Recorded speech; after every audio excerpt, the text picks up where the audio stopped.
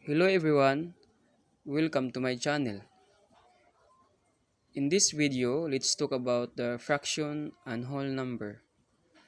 Without further ado, let's try to solve the addition. Next, we have subtraction. And third is multiplication. And the last one is division. Kindly share this video and like and also comment.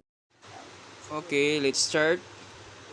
Okay, first we have 2 times 4, 8 plus 3,